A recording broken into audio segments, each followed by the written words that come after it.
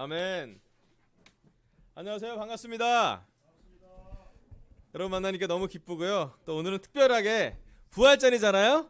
옆 사람에게 부활하신 예수님을 찬양하는 얼굴로 환영해 주면 좋겠습니다. 환영합니다.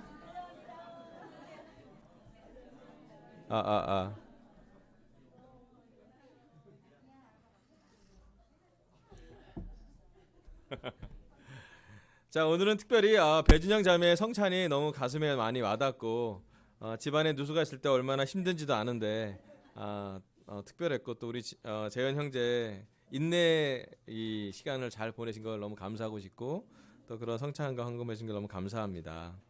또 오늘 여러분 들으셨는지 모르겠지만 성찬 때 특별 반주로 우리 박민주 자매님이 어메이징 그레이스 놀라운 은혜에 대해서 했는데 저는 이렇게 라이브로 이렇게 반주할 때 더 마음이 많이 와닿는데 또 오늘 시아버지 앞에서 하셨는데 아주 기쁘게 잘하셨는지 모르겠지만 너무 잘하셨습니다. 자랑스럽습니다. 우리 교회 자랑이기도 합니다. 오늘은 특별히 부활절 예배라서 특별하게 좀 준비하는 마음을 가졌습니다. 먼저 지난 화요일날 저희 서울교회 목회자 회의를 할 때 원래는 목회자 순환 설교를 좀 준비했다가 깊게 좀 고민해봤는데 일단 부활절에는 각 섬기는 교회에서 부활절을 좀 설교를 하고 진행을 하고 차후 초청의 형태로 순환이 아니라 초청의 형태로 전환하는 것이 교회에 좀 덕이 될 것 같다라는 얘기가 전달이 돼서 저희가 설교하게 됐습니다. 여러분 이해 바라고 양해를 바랐으면 좋겠습니다. 우리 기독교인들에게는 부활절이 가장 기쁜 날입니다. 예수님 성탄들도 너무 기쁜 날이지만 그에 더 버금가는 부활절이 있어서 우리는 너무나 기쁩니다. 왜냐하면 부활절은 다른 어느 종교에서도 지키는 절이 아니에요. 부활하신 예수님만 할 수 있는 또 예수님을 따르는 제자들만 부활절을 즐길 수 있고 부활절을 높일 수 있고 부활의 기쁨을 소망할 수 있는 것 같습니다. 우리 함께 빌립보서 3장 10절부터 11절 보면서 말씀을 전하겠습니다. 자, 오늘 설교 주제는 부활을 경험합시다입니다. 빌립보서 3장 10절부터 11절 오늘 중심구절이니까 같이 한번 읽어보겠습니다. 내가 바라는 것은 그리스도를 알고 그분의 부활의 능력을 깨닫고 그분의 고난에 동참하여 그분의 죽으심을 본받는 것입니다. 그리하여 나는 어떻게 해서든지 죽은 사람들 가운데 살아나는 부활에 이르고 싶습니다. 아멘. 사도 바울은 바라는 것이 분명했습니다. 예수 그리스도를 알고 부활의 능력을 깨닫고 고난을 동참하며 궁극적으로는 그분의 부활을 체험하고 부활에 이루고 싶은 것이 사도 바울이 원하는 것이었습니다. 기독교는 부활의 종교입니다. 부활을 믿기는 정말 어려운 일이지만 부활을 믿을 때 능력과 함께하고 또 심지어 예수님이 원하시는 것은 우리 모든 예수님을 믿는 제자들이 부활을 경험하기를 원하십니다. 참 어려운 개념이기도 하고 능력이고 기적이기 때문에 쉽게 말하기도 어렵지만 오늘 우리 부활절이기에 부활을 경험하는 말씀의 시간이 되기를 간절히 바랍니다. 사도 바울은 왜 부활을 체험하려고 했을까요? 부활을 알기를 원해서 예수님을 또한 알기를 원해서 사도 바울은 자기에게 가장 중요한 걸 많이 버렸습니다. 로마 시민권도 버렸고요.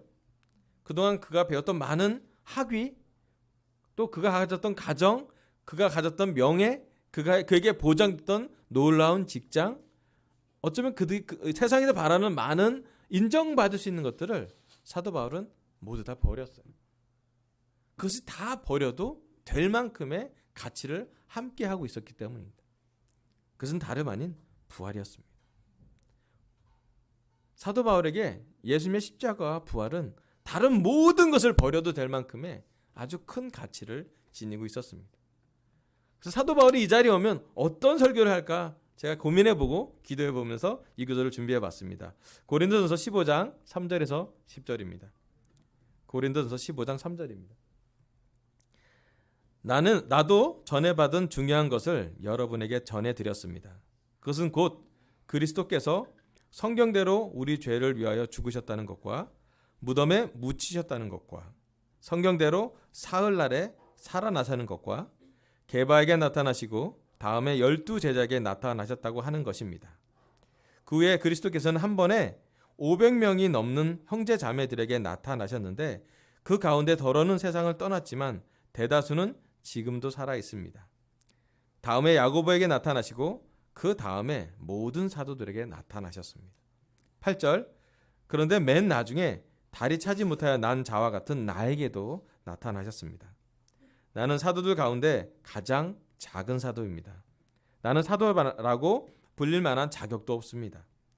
그것은 내가 하나님의 교회를 박해했기 때문입니다. 그러나 나는 하나님의 은혜로 오늘의 내가 되었습니다. 나에게 베풀어 주신 하나님의 은혜는 헛되지 않았습니다.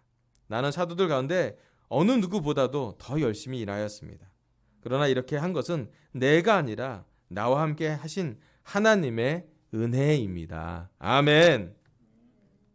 사도 바울은 고린도전서에 자신이 전해받은 중요한 것을 고린도 교회 사람들에게 전한다고 말을 기록하고 있습니다. 그것은 다름 아닌 예수님이 죽으셨다는 것과 예수님이 다시 살아나셨다는 것입니다. 부활을 알지 못하는 사도 바울은 하나님의 교회를 박해할 만큼의 잔인하고 열정적이고 그가 하는 신념이 있었던 청년이었습니다.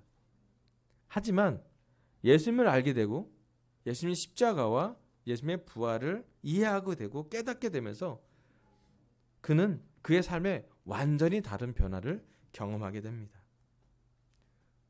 부활의 능력을 깨닫기를 원하는 그의 사도 바울의 마음은 예수님의 부활을 보면서 끊임없는 예수님을 전할 만큼의 동력을 얻게 됩니다. 그래서 그가 다른 모든 사도보다 더 열심히 일했다고 했고요. 하나님의 은혜를 받았다고 합니다. 오늘 저희 설교 첫 번째 포인트, 부활은 내게 두 번째 기회입니다. 사도 바울에게 또 예수님의 부활을 믿는 사람들에게 부활은 하나님의 은혜이요 두 번째 기회가 됩니다. 아마 사도 바울에게 부활을 보지 않았다라면, 예수님의 부활을 묵상하지 않고 깨닫지 못했다라면 사도 바울의 인생은 변하지 않았을 거예요. 하지만 예수님을 만나고 십자가를 알게 되고 부활을 이해하게 되면서 사도 바울에겐 끊임없이 그의 인생에 영적인 동력이 생기는 큰 능력을 경험하게 됩니다. 다름 아닌 부활이 삶의 동기가 된 것입니다. 사도 바울이 아무리 힘들어도, 아무리 많은 박해를 겪어도, 세상적인 많은 것을 버릴 수 있었던 최고의 가치는 부활을 마음의 동기로 얻었기 때문입니다. 사실은 그게 그에게 마음에 끊임없는 에너지가 나오는 엔진이 생긴 것과 마찬가지입니다. 자, 사도 바울은 되게 놀랍게 부활을 경험해서 전환점을 경험했는데 우리랑 가깝게 부활을 좀 적용할 수 있는 그런 상황이 있습니다. 부활을 간단히 표현하면 죽어도 죽지 않는다는 것입니다. 그 개념이 우리에게 얼마나 놀랍고 고마운 것인지요. 부활을 참여하는 사람은 죽어도 죽지 않는다는 믿는 믿음이 있어야 참여할 수 있습니다. 부활을 경험하지 못하면 어쩌면 진정한 제자의 삶을 경험하지 못한 거라고 볼 수가 있는 것입니다. 여러분, 부활을 경험을 또 부활의 개념을 가장 잘 보여주는 우리 일상의 한 부분이 있습니다. 그게 뭔지 아세요? 여러분 부활을 분명히 경험했을 거예요. 어느 시점 어느 시간에는. 그게 바로 게임입니다. 요즘 모바일 게임, PC 게임, 보드 게임, 여러분 게임 해본 적 있으시죠? 게임의 묘미가 뭔가요? 예? 게임의 가장 큰 묘미의 시작은 죽어도 죽지 않는다는 거예요. 막 싸워서 죽었는데요, 다시 튀어나와요. 순간 자기가 새로 생명 한 두세 개는 준다는 거예요. 그렇지 않아요? 여러분 부활이 있는 걸 알 때 얼만큼 모험적인지요, 우리가. 그렇잖아요? 위태위태하는데 생명이 하나도 없으면 너무 긴장되잖아요. 죽으면 안 되니까. 근데 죽어도 다시 살아날 거 알면요, 괜찮아요. 총 좀 날아오는 거 피할 수 있어요. 막 총이 나가는 걸 피하는 게 도망가는 게 아니라 총을 지나갈 수도 있어요. 사실은 게임이 그래요. 두 번째 기회를 얻으면 우리는 자유로워집니다. 두 번째 기회를 받으면 우리는 여유로워져요. 그리고 두 번째 기회를 아는 순간 우리 인생은 설렘이 되고 모험이 되고 도전을 즐기게 됩니다.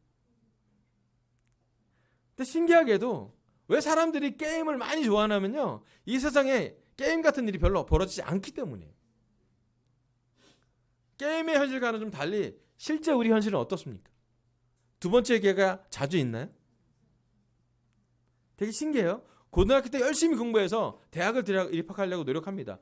좌절했을 때 두 번째 기회, 재수의 기회를 갖죠. 또 심지어 삼수도 하잖아요. 근데 재수, 삼수를 해서 기회를 얻는다고 해서 더 나은 선택을 하는 건 쉽지 않은 일이에요. 여러분, 직장을 들어가도 첫 번째 직장을 가고 못했을 때 두 번째 직장을 간다는 건 더 어려운 거라고 생각을 합니다. 두 번째 기회를 얻는다는 게 쉬운 일이 아니에요. 결혼은 어떻습니까? 두 번째 기회가 없어야 되잖아요. 그게 이상하잖아요, 그죠? 물론 뭐 두 번째 기회 있는 건 나쁜 건 아니지만 두 번째 기회 자체가, 결혼은 좀 허락되지 않는 것들이에요. 아이는 어떻습니까? 이번 아이는 내가 너무 싫어서 다음 아이를 낳고 싶어요. 안 됩니다. 그 아이가 우리의 아이예요. 예, 이번 아이가 우리 아이입니다. 두 번째 기회를 얻는다는 건 우리 실생활에서 쉽지 않은 일이에요. 하지만 우리 마음속에 세상적인 많은 그런 하나밖에 없었던 거에 위태로움으로 하루하루 살고 있지는 않습니까? 한 번밖에 못 산다는 인생 때문에 우리 너무 불안하지 않습니까? 우리 마음속에 부활이 두 번째 기회를 줄 것임을 진정으로 묻고 싶은 것이 사도 바울의 질문입니다. 진정한 부활을 이해하는 사람은 좀 자유롭습니다. 또 도전해 볼 수 있습니다. 그리고 그 마음의 소망이 이 세상에 있는 것이 아니라 하늘나라에 가 있는 소망이 됩니다. 저는 개인적으로 두 번째 기회를 주신 하나님께 너무나 큰 은혜를 느끼고 찬양과 영광을 돌리고 싶습니다.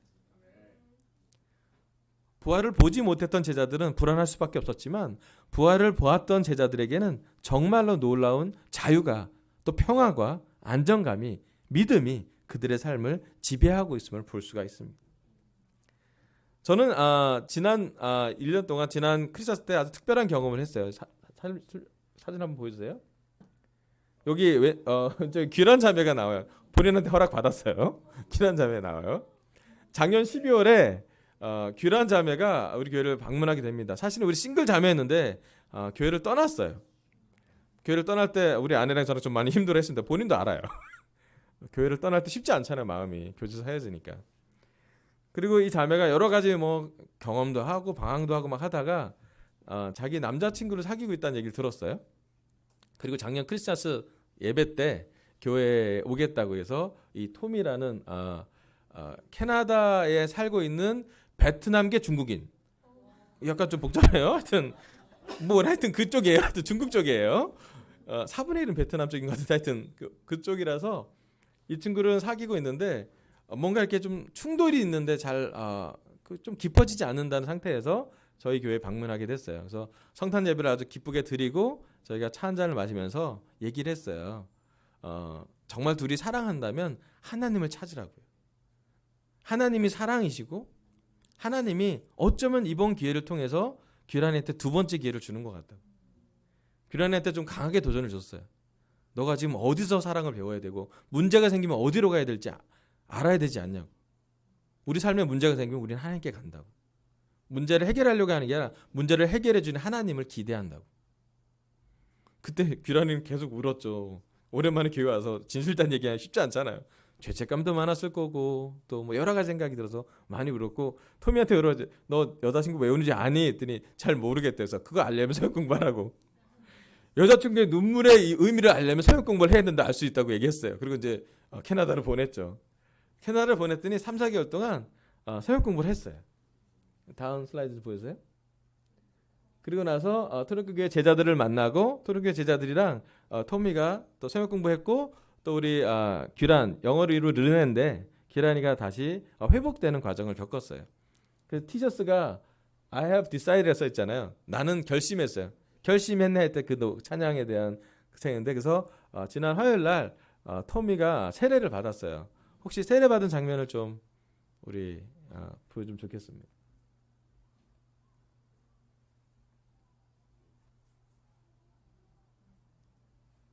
되게 특별하게 잘 준비가 돼서 감동이 되더라고요. And so, a little backstory for you. Renee was converted in the Seoul Church of Christ in 규란이가 Korea. 한국에 세례를 받았는데 And she went off and did some stuff, and then she found Tommy and brought him back. 한국에서 떠나고 And 이제 터미를 for the last 만났어요. 3 or 4 months, they have been 3, fervently 4개월 동안 studying the 열심히 성경 Bible. 공부를 했대요. And this week, Tommy is getting baptized, and Renee 토미가 is, 세례를 officially 받고 back in our 은혜가 fellowship. 교회에서 So, 회복되는 걸 선언한대요.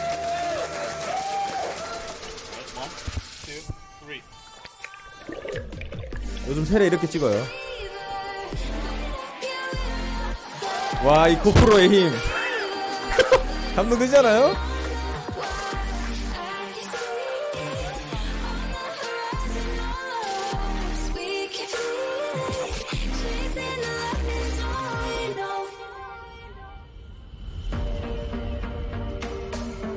we help you get married to Jesus. 토미의 나눔. Now we're gonna help you guys 나는 get married 예수님과 to each other. 결혼합니다. And, 또 제 여자친구 but 돼서 예수를 알게 I'm really 됐습니다. excited to see what your faith is gonna do. when 예수님에 you guys 대한 walk 믿음을 together 보면서 with 나도 Jesus. 믿음을 따라가고 싶습니다. 나는 결심했어요. 그런 뜻이에요. 켜주세요.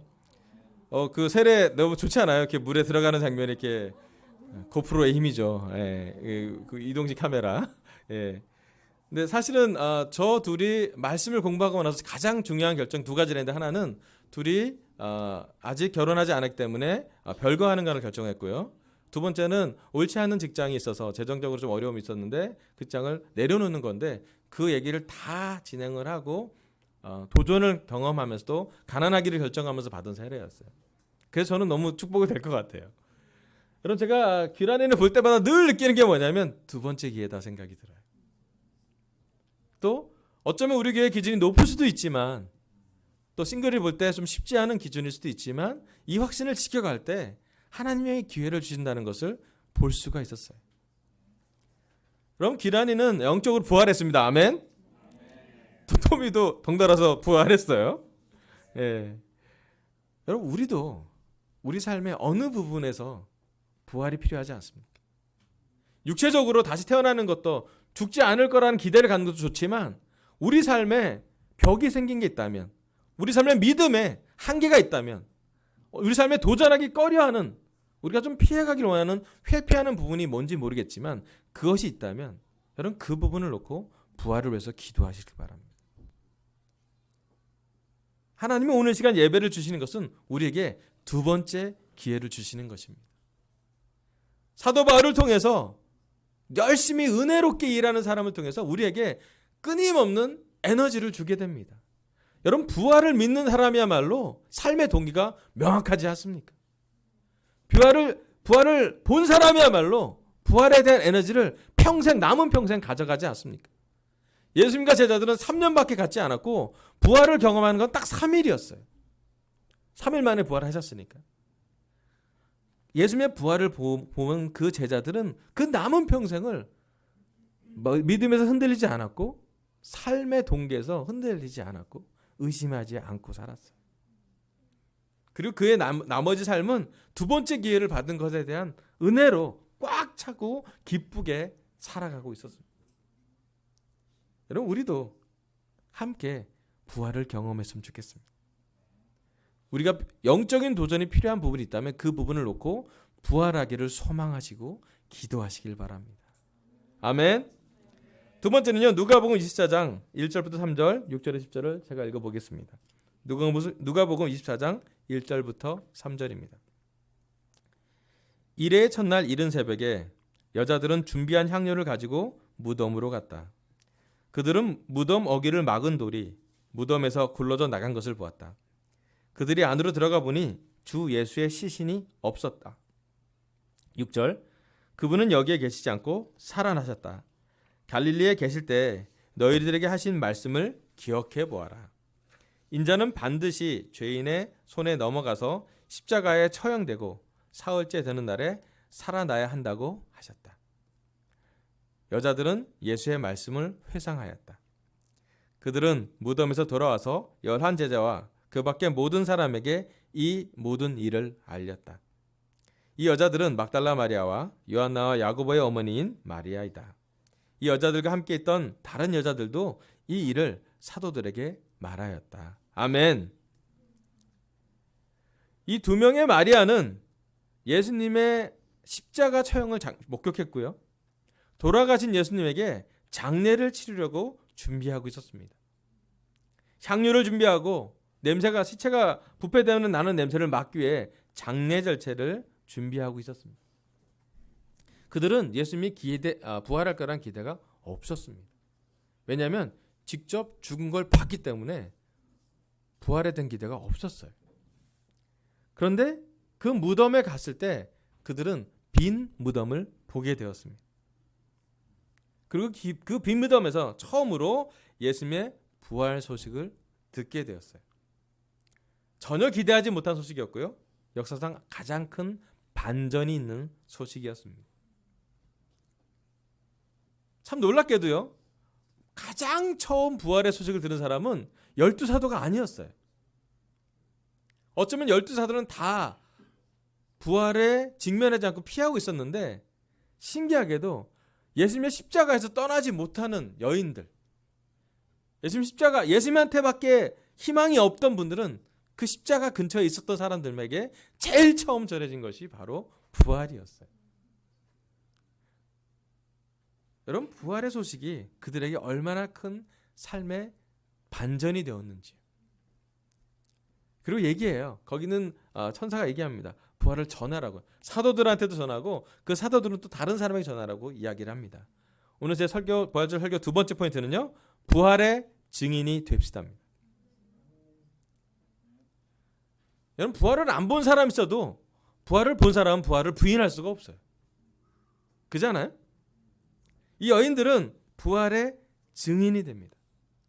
참 놀랍게도 부활이 가장 감동 깊은 이유는 뭐냐면 십자가를 보았기 때문이에요. 십자가에서 예수님이 얼마큼 처절하게 채찍을 맞고 고통을 당하고 발가벗겨서 공공의 죄수로 죽어가는 예수님을 보는 것이 그들의 삶의 현실이었기 때문입니다. 십자가를 본 사람이 부활의 기쁨을 참여할 수 있다는 것이에요. 심지어 예수님이 죽었던 그 십자가 곁을 떠나지 않았던 사람들, 예수님의 죽으심을 목격하고 그 죽으심에 그 희망을 걸었던 것이 슬퍼했던 사람들, 그 사람들이야말로 부활을 제일 처음 경험하게 됩니다. 그리고 빈 무덤에서 누구보다도 기쁘게, 누구보다도 놀랍게 충격에 쌓여서 예수님은 부활했어요! 하고 달려가는 여인의 모습이 나옵니다. 이런 시간 우리 강사제들한테 우리 자신한테 한번 봤으면 좋겠어요. 예수님의 부활이 오늘은 우리에게 흥분을 주고 있습니까? 예수님의 부활이 우리에게 설레임을 주고 있습니까? 예수님의 부활이 우리의 심장을 뛰게 하고 있습니까? 예수님의 부활이 우리를 뜨겁게 하고 있습니까? 우리가 갖고 있는 문제가 아무리 크더라도, 우리가 가진 상황이 아무리 어렵더라도, 외양간에 소가 없어도 우리는 예수님의 부활을 기뻐할 수 있습니다. 누가복음 24장 44절부터 48절을 보겠습니다. 누가복음 24장 44절입니다. 예수께서 그들에게 말씀하셨다. 내가 전에 너희와 함께 있을 때 너희에게 말하기를 모세의 율법과 예언서와 시편에 나를 두고 기록한 모든 일이 반드시 이루어져야 한다고 하였다. 그때 예수께서는 성경을 깨닫게 하시려고 그들의 마음을 열어주시고 그들에게 말씀하셨다. 이렇게 기록되어 있다. 곧 그리스도는 고난을 겪으시고 사흘째 되는 날에 죽은 사람들 가운데서 살아나실 것이며 그의 이름으로 죄사함을 받게 하는 회개가 모든 민족에게 전파될 것이다 하였다. 예루살렘에서 시작하여 너희는 이 일의 증인이다. 아멘. 예수님이 부활한 이후에 제자들을 만나게 됩니다. 그리고 제자들을 몇 번 찾아가게 돼요. 12제자들을 만나고 심지어 약 한 500명 되는 제자들을 만나기도 됩니다. 예수님은 부활한 것을 분명하게 보여줬고 제자들 앞에 뭘 먹기도 하고요. 심지어 도마에게 상처에 손을 집어넣어 보라고, 네 육안으로 보면 만져보라고도 이야기를 허용을 하십니다. 예수님의 부활을 목격한 제자들은 부활을 십자가에 있었던 실패감이나 불안감이나 걱정이나 좌절감을 부활을 보고 한순간에 벗어나게 됐고요. 더 정확한 것은 예수님이 마지막에 얘기한 건 뭐냐면 구약과 시편과 예언자와 모세율법과 예수님이 연결되는 것을 정리해놨어요. 그들이 조각조각 있었던 하나님의 말씀이 하나로 통으로 연결되는 것은 예수님의 부활 이후에 깨달으면서 그들이 얻어갈 수 있던 말씀이 생겼습니다. 그들은 이제 알았어요. 예수님이 그리스도구나. 예수님이 구약에서 예언된 메시아구나.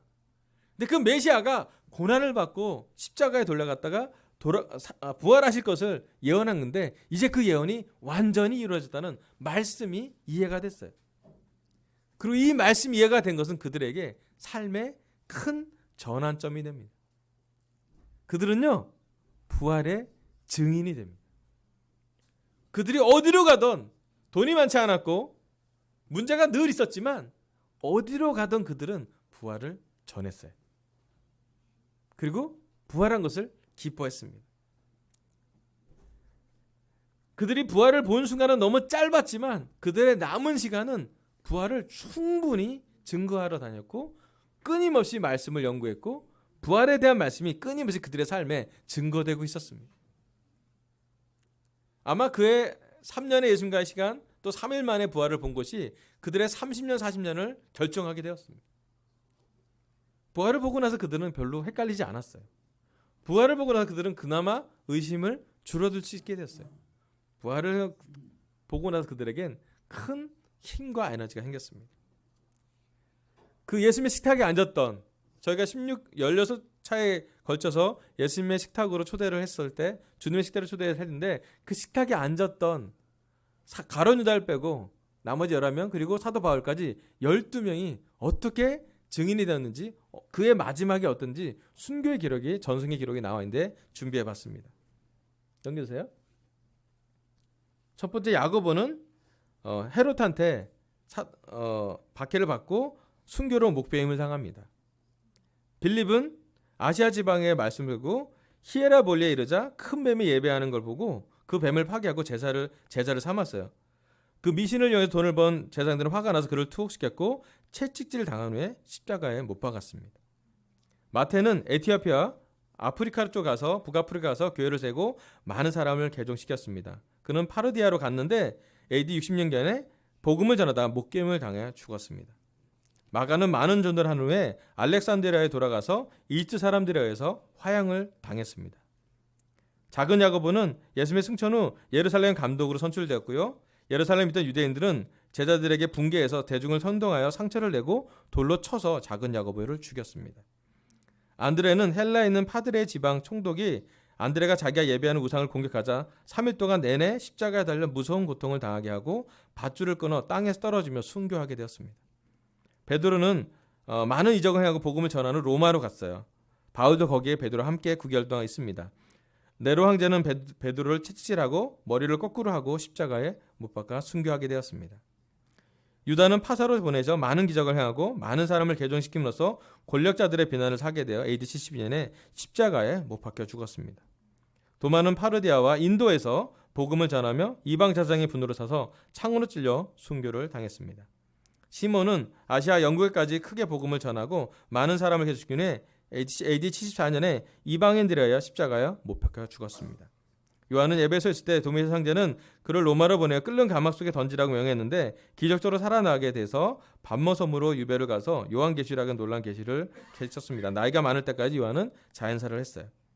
12번째 사도 바울은 이고디움과 루스다에서 돌에 맞아 죽을 뻔했고 빌립보에서 신라와 투옥되어 채찍질을 당했고 데살로니가에서 많은 학대를 받았고 바울은 로마의 감옥에 9개월 동안 베드로와 함께 있다가 네로의 명령에 따라 칼로 목베임을 당함으로써 순교하였습니다. 여러분 우리가 보는 12명의 사도는 예수님의 식탁에 앉았던 그 사람들은 모두 순교를 선택합니다. 물론 사도 요한만 자연사를 했지만 그들의 삶은 대가를 치르는 삶이었습니다. 여러분 부활의 증인이 된다는 것은 이 세상 삶이 부활의 의미로 확신 있게 그들의 신념을 지킨 것을 의미하고 있었습니다. 그들은 어떻게 죽을지를 그들이 선택한 건 아니지만 예수님처럼 십자가에 못 박히는 것을 기뻐했습니다. 심지어 사도행전에 나오는 그들의 삶을 보면 예수님처럼 고난당한 것을 가치 여긴 걸 안고 기뻐했습니다. 여러분, 우리한테 물어보고 싶습니다. 우리 순교하고 싶습니까? 아니면 세상적으로 성공하고 싶습니까? 부활의 증인이 되고 싶습니까? 아니면 부활을 못 본 척하고 세상으로 가서 타협하고 싶습니까? 우리의 삶은 어쩌면 세상적으로 보면 이런 죽음은 우리는 모두 다 싫어할 거예요. 저도 싫어요. 두려워요.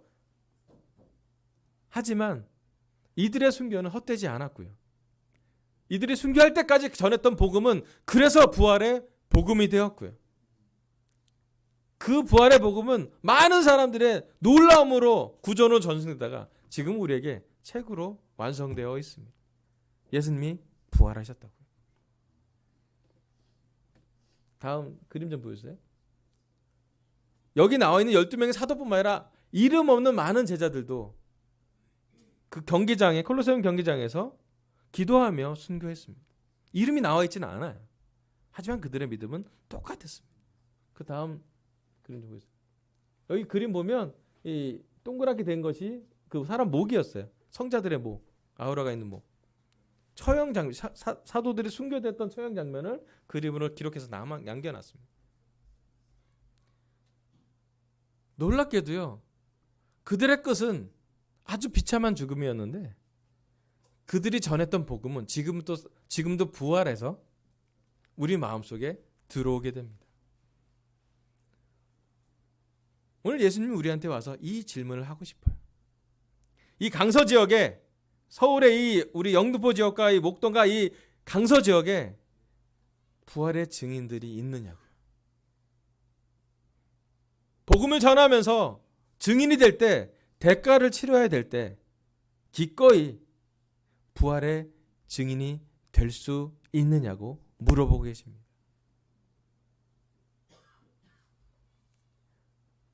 때로는 우리는요, 너무 작은 우리의 문제에 가로잡혀서 너무 큰 것을 보지 못할 때가 있어요.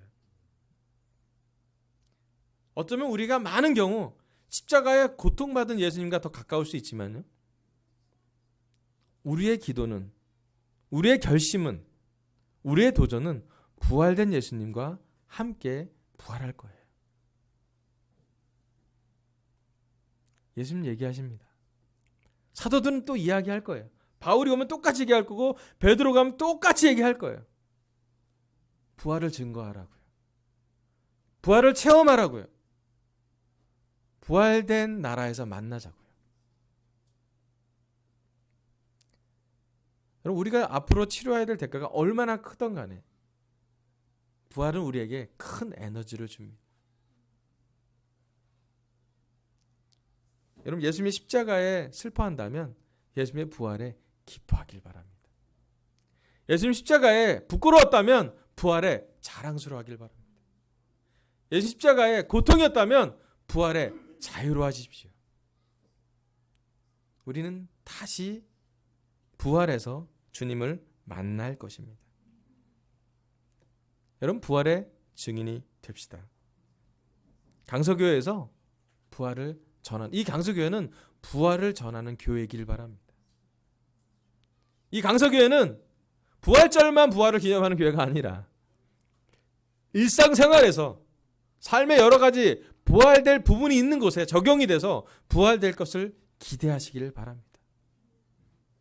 여러분, 남편과 아내가 변화될 걸 기대하십시오. 왜냐하면 우리 주님이 부활된 주님이기 때문입니다. 여러분, 우리 아이들이 변화할 걸 기대하십시오. 왜냐하면 우리 아이들은 부활될 주님을 모르고 자란 아이들이 될 것입니다. 우리 부모님들이 변화될 걸 기대하십시오.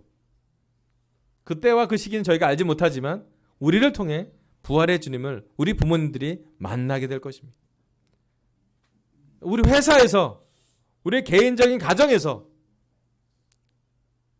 우리의 삶에서 부활을 경험하기를 부탁하고 싶습니다. 마지막 슬라이드 보여주세요. 오늘 하나님은 저희 입술을 통해 부활을 경험합시다. 부활절 특별 설교를 전하게 되었습니다. 첫 번째, 부활은 내게 두 번째 기회입니다. 그럼 사도 바울이 두 번째 기회로 하나님의 은혜를 받고 더 열심히 일하는데 지치지 않았습니다. 여러분, 부활이 필요한 부분에 영적으로 도전하고 두 번째 기회를 가져가면 좋겠습니다. 두 번째, 부활의 증인이 됩시다. 12사도들 모두 순교했습니다. 저도 이 장면을 볼 때 되게 마음이 아팠는데요. 또 지구의 어느 현재 우리랑 살고 있는 동시에 제자들도 인도나 중동에 있는 제자들은 비슷한 정도의 고난과 고통을 같이 갖고 있습니다. 우리의 믿음과 그들의 믿음이 다르지 않습니다. 어쩌면 우리 삶에 어려움일 수도 있고 어쩌면 우리 개인적인 삶에 도전이 있을 수 있지만 여러분, 다시 한번 부활을 소망할 수 있길 바랍니다. 그리고 자유롭게 되길 바라요. 그리고 여러분, 부활의 능력으로 우리의 삶이 부활될 것을 소망하며 특별히 우리 강서 지역에 우리 교회에 다시 한번 모든 것이 부활할 소망을 꿈꾸는 제자들의 모임이 되길 바라면서 설교를 마치겠습니다. 감사합니다.